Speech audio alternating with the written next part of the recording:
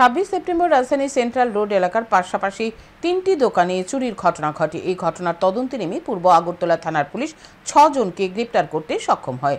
সদর মহকুমা পুলিশ আধিকারিক দেবপ্রসাদ রায় জানান, 26 সেপ্টেম্বর চুরির ঘটনা ঘটার পর রতন বণিক নামে এক দোকানের মালিক পূর্ব থানায় মামলা দায়ের করেন। তারপর পুলিশ ঘটনার তদন্তে নেমে পুলিশ 6 জন চোরকে গ্রেপ্তার করতে সক্ষম হয়। ধৃতরা এই চুরির ঘটনার সাথে যুক্ত রয়েছে। ধৃতদের কাছ থেকে প্রাথমিকভাবে নগদ 5,000 টাকা ও কিছু চুরির মাল উদ্ধার হয়েছে। ধৃতদের পুলিশ রিমান্ডের আর্জি জানিয়ে রবিবার আদালতে সোপর্দ করে পুলিশ।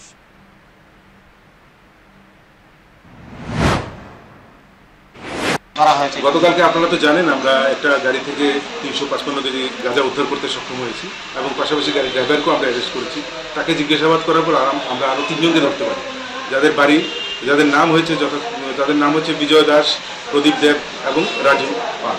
এদেরকে আমরা বিভিন্ন জায়গা থেকে বলতে বাধারঘাট, তারপর জয়নগর এবং তেলিয়ামুড়া, এরা এই ঘটনায় জড়িত।